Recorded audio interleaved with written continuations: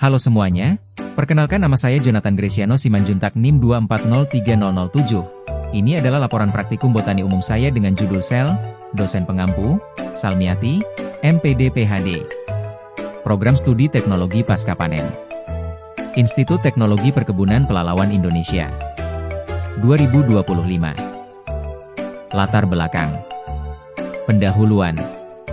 Organisme, baik yang tergolong tumbuhan ataupun hewan disusun oleh berbagai macam sel. Setiap sel tersebut sesungguhnya merupakan unit fungsional dan struktural dari bentuk hidup. Semua fungsi kehidupan diatur dan berlangsung di dalam sel. Karena itulah, sel mampu melaksanakan aktivitas hidup secara otonom seperti organisme yang kompleks. Umumnya dengan syarat seluruh kebutuhan hidupnya terpenuhi. Karena sel merupakan struktur yang mendasari semua struktur kompleks pada tumbuhan. Maka materi tentang sel ini berperanan penting pada mata kuliah botani dasar ini. Apapun yang terjadi pada sel akan mempengaruhi baik secara langsung atau tidak langsung kehidupan dari tumbuhan tersebut. Tujuan praktikum. Setelah praktikum dilaksanakan diharapkan mahasiswa akan mampu 1. Menjelaskan struktur umum sel tumbuhan serta menggambarkannya secara skematik. 2. Menjelaskan bagian-bagian dinding sel. 3. Menjelaskan organel yang terdapat dalam sel terutama komponen protoplasmik seperti inti, kloroplas, dan plastida lain, aliran sitoplasma. 4. Mengamati isi sel mengamati komponen non-protoplasmik penyusun sel antara lain vakuola dan isinya, benda-benda ergastik misal macam-macam kalsium oksalat, butir amilum, lender, minyak, butir aleuron. 5. Membedakan sel hidup dan sel mati. Metode praktikum. Alat. 1. Mikroskop. 2. Kaca preparat dan kaca penutup. 3. Alat tulis. 4. Pipet tetes, spatula dan silet. 5. Tisue. 6. Gelas ukur. Metode praktikum. Bahan. 1. Daun durian. 2. Daun Rhoeodes color. 3. Muplur katela pohon. 4. Batang bayam duri. 5. Buah pir. 6. Tangkai daun begonia. Cara kerja. Pertama, iris tipis bagian belakang daun Rhoeodes color menggunakan silet, lalu masukkan ke dalam kaca preparat. Lalu teteskan air menggunakan pipet tetes ke bagian yang telah diiris.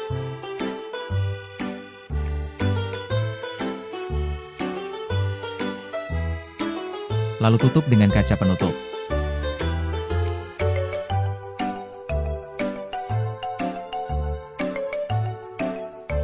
Setelah itu letakkan samplenya ke dalam mikroskop lalu paskan ke arah cahayanya.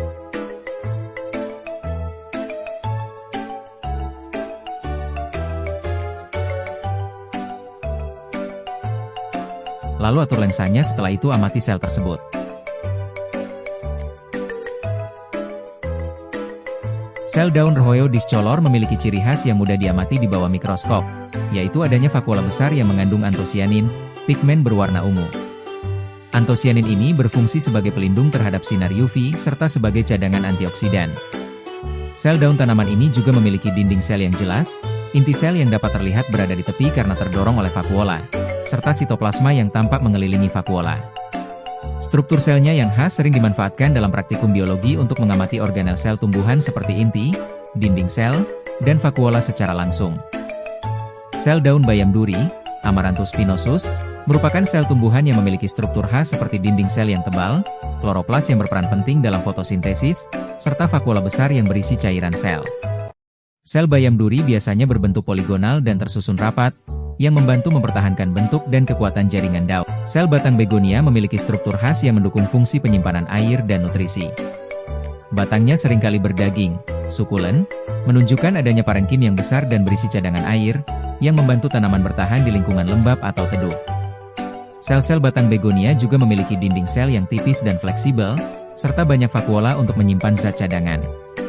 Di bagian korteks, terdapat klorenkim yang berisi kloroplas untuk membantu proses fotosintesis, terutama karena beberapa spesies begonia memiliki batang yang juga berfotosintesis. Sel-sel pengangkut, xilem dan floem, tersusun secara teratur di bagian pusat batang, memastikan distribusi air dan nutrisi ke seluruh bagian tanaman. Sel batang katela adalah sel meristematik yang ditemukan pada batang dan akar tumbuhan, berfungsi untuk memperpanjang dan mengembangkan jaringan tanaman melalui pembelahan sel yang terus-menerus. Sel-sel ini memiliki kemampuan untuk menghasilkan berbagai jenis sel permanen, seperti xilem yang mengangkut air dan floem yang mengangkut hasil fotosintesis. Sel batang katela memiliki dinding sel tipis dan banyak nukleus aktif, yang memungkinkan tanaman untuk tumbuh lebih besar dan kuat, serta memperbaiki jaringan yang rusak. Keberadaannya sangat penting dalam proses pertumbuhan sekunder tanaman, memungkinkan batang dan akar tumbuh lebih panjang dan kokoh sepanjang hidup tanaman. Sel daun durian merupakan bagian dari jaringan tumbuhan yang memiliki peran penting dalam proses fotosintesis, transpirasi, dan pertukaran gas.